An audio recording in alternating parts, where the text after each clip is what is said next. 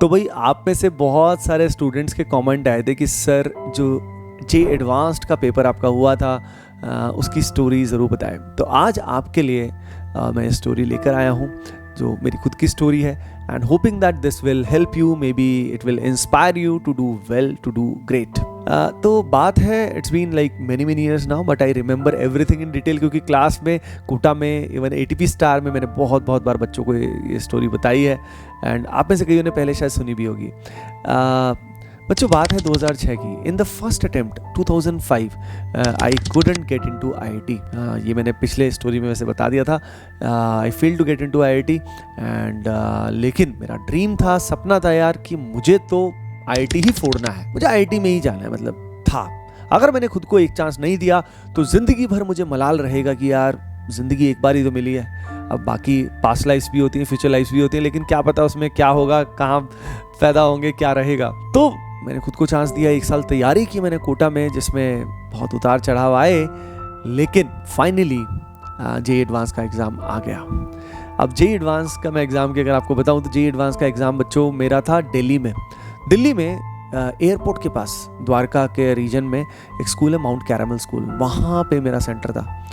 बड़ा ही सुंदर स्कूल था, और जो मेरा स्कूल होता था, मैं उस समय हिसार हरियाणा में पढ़ता था 12th क्लास में पहले। तो वहाँ तो स्कूल मतलब डिसेंट होते थे, लेकिन this was like next level. तो वो सेंटर था, एंड मुझे याद है कि पापा और मैं पिछले ही दिन दिल्ली आ गए थे, और पिछले दिन पापा ने, मतलब बेसिकली मुझे याद है कि हम पिछले दिन ही सेंटर को विज़िट कर गए थे, और पापा just wanted me to be happy, कि ये जितना अच्छा फील करे, जो कहे वो दिलाओ, है ना। उस समय मुझे याद है एप्पी फिज जो चलता है ना अपना, वो बड़ा नया आया था उस समय पे ब्रांड, तो बड़ा अच्छा लगा था। तो इस तरह की चीज़ें जो मैं बोलूँ पापा वही दिला दें, है ना।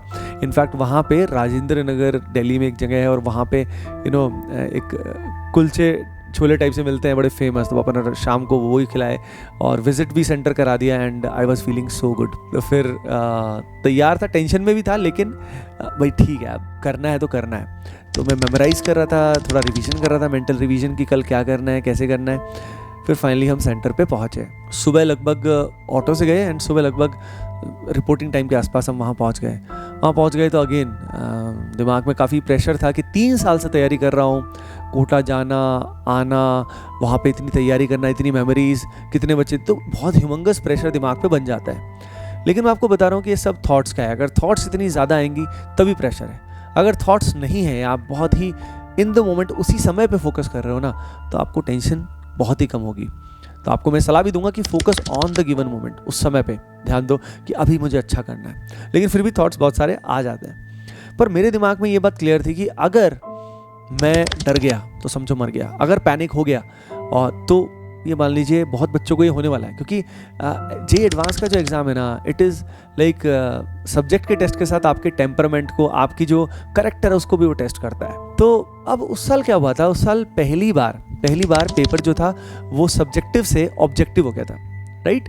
जिसमें ऑप्शंस आएंगे, मल्टीपल करेक्ट वाले क्वेश्चन आएंगे, मैट्रिक्स मैच आएंगे, तो वो उसका पैटर्न किसी को पता नहीं था। और अगली चीज़ ये थी कि तीनों पेपर अलग अलग थे। जैसे कि पहला पेपर मुझे आज भी याद है, फिजिक्स का था, सेकंड मैथमेटिक्स का था, और थर्ड पेपर जो था वो केमिस्ट्री का था। अब अगर हम बात करें तो पहला पेपर फिजिक्स का था। तो अब हम एंटर किए और बैठ गए, पेपर का वेट किया। बड़े खूबसूरत पेपर, जो एग्जामिनर है वो आया और खूबसूरत पेपर एक एक करके बांट दिए। कलर जो था पेजेस का, बड़े सुंदर कलर्ड पेपर होते थे उस समय पे, जैसे कि ब्लूइश कलर हो गया या पिंक टाइप का कलर हो गया, तो उस तरह के अलग अलग पेपर्स आते थे। इवन इसी तरह की बुकलेट्स हमें मॉक टेस्ट में भी मिलती थी, ताकि हमें वही रियल एग्जाम लाइक फील आए। तो फिजिक्स का पेपर स्टार्ट हुआ, और पहली बार पैटर्न इतना अमेजिंग, उसमें हमारे न्यूमेरिकल वैल्यू के प्रॉब्लम जो थे, उनके इंस्ट्रक्शंस पहली बार आए कि डेसिमल यूनिट्स का बड़ा इशू था, कहाँ तक फिल करना है, क्या करना है। मैट्रिक्स मैच पहली बार आए थे, तो इतना कॉम्प्रिहेंशन आया था पहली बार, तो बहुत ही अमेजिंग पेपर था, and I was very happy. I was doing it, और पेपर हो गया। अब पेपर से मैं बाहर निकल रहा था, पेपर से जब मतलब लाइक एग्ज़ाम सेंटर से, मैं एग्ज़ाम हॉल से बाहर निकल रहा था, तो जो गेट था, गेट के बाहर सारे के सारे पेरेंट्स वेट कर रहे हैं अपने बच्चों का, बिल्कुल आशा भरी निगाहों से कि उनका बच्चा कैसे करके आया। तो I was like very happy कि हाँ यार फिजिक्स का डिसेंट चला गया पेपर, एंड बट बाकी सब बच्चे बिल्कुल शांत। इट्स लाइक जस्ट इमेजिन 200-250 बच्चे जा रहे हैं, और वो 200-250 बच्चे जब जा रहे हैं तो 300-400 इनफैक्ट बच्चे जा रहे हैं और बिल्कुल शांत है, कोई कुछ नहीं बोल रहा है, राइट। तो मुझे समझ में आ गया कि यस, यानी पेपर बच्चों को टफ लगा है और मैंने ठीक कर दिया है। अब इस तरह का था जो भी बच्चों वाली चीज़ें, लेकिन ऐसा होता था। एंड मैंने पापा को देखा, पापा मुझे दिख गए, मैंने देख के थोड़ा स्माइल किया, पापा समझ गए कि हाँ भाई ठीक कर दिया इसने। तो पेपर हुआ एंड ठीक है भी, बढ़िया। फिर गैप था, लगभग 2 घंटे का गैप था, and then there comes the next paper of mathematics. अब फिर से पेपर स्टार्ट हुआ, नए कलर्ड बुकलेट्स हमें मिले और पेपर आया हमारे पास। बड़ा कॉन्फिडेंस था मैथमेटिक्स में कि मैथमेटिक्स में मतलब कोऑर्डिनेट ज्योमेट्री का तो कोई भी सवाल आ जाए मतलब मैं कर दूंगा, कैलकुलस का कुछ भी आ जाए तो मैं कर दूंगा, है ना। अलजेब्रा थोड़ा मेरा ढीला पार्ट था, प्रोबेबिलिटी, पीएनसी वाला पार्ट बड़ा वीक था। लेकिन कुछ देर के बाद मुझे मेरा कॉन्फिडेंस जो था वो यहाँ से यहाँ चला गया। उस पेपर देने से पहले मुझे लगता था कि मेरा मैथ्स अच्छा है। लगभग पेपर के 1 घंटा 10 मिनट हो गया, मैं पेपर अटेम्प्ट करे जा रहा था, कोशिश करता, लेकिन हर सवाल में कहीं ना कहीं फंस रहा था। पेपर में मुझे आज भी याद है टोटल 42 क्वेश्चंस थे एंड 184 का टोटल मार्क्स का पेपर था। एंड उसमें लगभग 1 घंटा 10 मिनट में, यानी 70 मिनट्स में मैंने लगभग, मुझसे अटेम्प्ट हुए 8-9 क्वेश्चन। अब आप खुद ही सोचिए, अगर 8-9 क्वेश्चन 1 घंटा 10 मिनट में होंगे और उसमें भी कॉन्फिडेंस पूरा नहीं होगा तो कॉन्फिडेंस कितना लो हो जाएगा कि यार अब तो सपना टूट गया। तो बच्चों मेरा कॉन्फिडेंस जो है भयंकर धराशायी हो गया। ऐसा लगा कि यार सपने जो हैं वो सारे के सारे टूट गए। और उसके अलावा मुझे लगा कि भाई अब करूं क्या, मतलब लाइक बिल्कुल मैं शॉक्ड रह गया, क्योंकि मेरे पास जस्ट 50 मिनट बचे थे और मैं कैसे रिकवर करूंगा, क्या करूंगा। तो बच्चों फिर मैंने अपने आप को संभाला। मैंने सोचा कि यार आई थिंक मुझे अपने आप को थोड़ा टाइम देना चाहिए। मैंने अपने आप को संभाला, मैंने हेड डाउन किया और मैंने सोचा एक फ्रेश स्टार्ट करते हैं, t=0 से दोबारा से स्टार्ट करते हैं। तो मैंने उस समय हिम्मत दिखाई और t=0 से दोबारा से 2-3 मिनट का ब्रेक लेके दोबारा से स्टार्ट किया, है ना बच्चों। अब जब दोबारा से स्टार्ट किया तो स्टार्ट करने के बाद मेरे पास लगभग 45-50 मिनट्स बचे हुए थे और उसमें जितने क्वेश्चंस मैं कर सकता था उतने मैंने किए, यानी लगभग अराउंड 25 क्वेश्चंस बच्चों मैंने अटेम्प्ट कर दिए। अब लेकिन मैंने कर तो दिए, यानी आप सोच रहे हो, यानी बाकी बचे हुए समय में मैंने लगभग 16 क्वेश्चंस अटेम्प्ट कर दिए इतने कम समय में। अब इतने कम समय में इतने सारे क्वेश्चन करने के बाद मैंने कर तो दिए, लेकिन मुझे डर लग रहा था कि यार कहीं मैंने तुक्के तो नहीं मार दिए होंगे, क्या होगा, कट ऑफ क्लियर होगा कि नहीं होगा। तो मैं डरा हुआ था। मैंने क्वेश्चन तो ठीक अटेम्प्ट कर दिए। अब क्या था, अब फिर से पापा बाहर वेट कर रहे थे, एग्जामिनेशन हॉल से मैं निकल रहा था और बाकी बच्चे बड़ा खुशी से चहक रहे थे, बड़ी शोर मचा रहे थे। मुझे लगा भाई मैं तो अब तो गया बिल्कुल ही, सब लोगों का तो पेपर अच्छा हुआ है। अब उसके बाद मेरे को बहुत डिमोटिवेशन फील हुआ कि यार अब मेरा अगला पेपर है, मैं क्या करूंगा। मेरे को बार बार दिमाग में मैथ्स आ रहा था। मैथ्स का जो दुस्वप्न था वो दिमाग से जा नहीं रहा था। मैंने बीच में हेड डाउन किया, पापा की गोद में मैं लेट गया और लगभग हाफ एन आवर का मैंने पावर नैप लिया कि यार मेरे को पुराना चीज़ निकालनी है और केमिस्ट्री अच्छे से देना है। एंड देन केमिस्ट्री का पेपर आया, अगेन शानदार बुकलेट्स मिली and that went well, paper सही गया। अब मैं पेपर से एग्जामिनेशन हॉल से बाहर निकला और दिमाग में एक ही चीज़ थी, क्योंकि उस समय इंडिविजुअल सब्जेक्ट्स की कट ऑफ काफ़ी हाई जाती थी।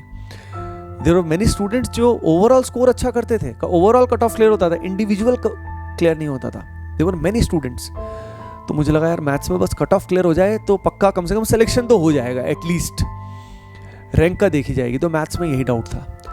अब पता है बाद में ये बात समझ में आई, पता लगा कि मैथ्स का पेपर उस साल 2006 में, उस पूरे दौरान, मतलब पिछले बहुत सारे सालों में, it was one of the toughest paper ever. Maths का paper one of the toughest आया था उस साल। और वो बच्चे जब पता लगा वो इसलिए हंस रहे थे क्योंकि उनसे कोई भी क्वेश्चन नहीं बना था, वो पेपर इतना डिफिकल्ट आया था। अब वेट कर रहा था रिजल्ट का कि भाई क्या होगा क्या नहीं होगा। और फिर AEEE अच्छा चला गया था तो ऑब्वियसली पिछले साल से बेटर कॉलेजेस, बेटर ब्रांच मिल रही थी, तो करियर तो सिक्योर था। लेकिन सपना तो एक ही देखा था कि यार IIT में जाना है। मुझे याद है 2005 में लगभग सुबह 8 बजे या 10 बजे रिजल्ट आने वाला था। उस समय का फिक्स होता था, आज भी जैसे फिक्स है रिजल्ट का। पिछले जब पहली बार में, मुझे अभी भी याद है 2005 में जब रिजल्ट देखने गए थे तो मैं और मेरी सिस्टर रिजल्ट देखने गए थे। पापा मम्मी घर पे वेट कर रहे थे और पापा का जो उस समय कंप्यूटर घर पे एक्सेसिबल नहीं थे, इंटरनेट भी अच्छा नहीं होता था, तो हम वहाँ पे पापा के ऑफिस में गए और वहाँ पे कंप्यूटर में रिजल्ट का वेट कर रहे थे। एंड रिजल्ट का वेट किया तो वहाँ पे मैंने अपना रोल नंबर 2005 की बात बता रहा हूँ, जब एंटर किया तो उसमें एंटर किया तो उससे पहले कुछ और हुआ था, एक और चीज़ बताना चाहूँगा। उससे पहले मेरे पास मेरे फ्रेंड की डिटेल्स थी, तो मैंने पहले अपने फ्रेंड का जो है ना वो डिटेल डाला उसमें, और उसका एकदम से लिखाया कि you are selected and you have qualified the exam and your all India rank is this. That one of my friend got into IIT Bombay, and मुझे लगा यार मेरी तैयारी इसके आसपास तो थी, तो शायद मेरा भी हो ही जाएगा। एंड देन एक एक करके आराम आराम से मैंने ऐसे अपना जो रोल नंबर था वो एंटर किया। रोल नंबर जैसे एंटर किया, एंटर करके with in like fraction of a second, internet इतना फास्ट उस समय चलता नहीं था, पर ना जाने कैसे खट से जैसे ही किया एकदम लिखा है simple single line, this registration number is not qualified. Even आपका नाम तक नहीं लिया उन्होंने, this registration number is not qualified. मैं शॉक्ड रह गया, मुझे लगा शायद कुछ एरर हो गया होगा, क्योंकि विश्वास मतलब माइंड तो चाह रहा था कि उस समय एकदम स्क्रीन पे लिखा है जैसे पिछले का लिखा आया था, लेकिन ये ट्रुथ था। मैंने कई बार रिफ्रेश किया, कई बार किया, लेकिन आंखों से आंसू आ गए कि यार ये तो सपना टूट गया। घर वापस पहुंच रहे थे हम, बहुत दुख में थे, पापा भी वहाँ वेट कर रहे थे, लेकिन वो हमारा चेहरा देख के दे अंडरस्टूड कि बात नहीं बनी। मैं दूसरे रूम में चला गया एंड ऑब्वियसली बहुत रोना आया, and then I decided to drop. अब रिजल्ट का टाइम आ गया, बिल्कुल similar scenario, like deja vu type से फील हो रहा था कि यार फिर से वो ना हो जाए कहीं जो पहले हुआ था। अब इस बार मेरी हिम्मत नहीं हो रही थी कि यार मैं और मेरी सिस्टर दोबारा मतलब मैं रिजल्ट देखने जाऊँ, तो मैंने बोला पापा आप जाओ। तो पापा और मेरी sister they went to see the result. इधर they went to see the result and मैं और मम्मी, मुझे आज भी याद है, जो हमारा एक रूम था, पीछे वाला रूम था, वहाँ we were waiting for the result and मंदिर के सामने we were like this. And even मैं वीडियो बना रहा हूँ तो भी मेरे सामने मंदिर ही है फॉर्चुनेटली। तो वी वर लाइक दिस कि यार सपना देखा, 3 साल से देखा है, काफ़ी कुछ किया है, आई थिंक काश मतलब कुछ हो जाए। तो अब दिमाग में एक ही चीज़ थी कि उस समय हमारे पास एक स्कूटर होता था, Bajaj Chetak, black colour shining. तो उस स्कूटर की जो सीट थी ना वो थोड़ी फ्लेक्सिबल सी थी ज़्यादा, तो उससे आवाज़ आती थी, एक स्पेसिफिक साउंड सी आती थी, सीटी टाइप से एक साउंड आती थी।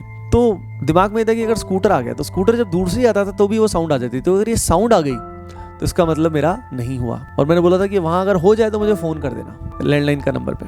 तो हुआ क्या, मम्मी और मैं वेट कर रहे थे, और वेट करते करते वही साउंड जो थी स्कूटर की वो आने लगी। लिटरली मतलब एकदम से हार्ट ऐसे टूट ही गया था ऑलमोस्ट।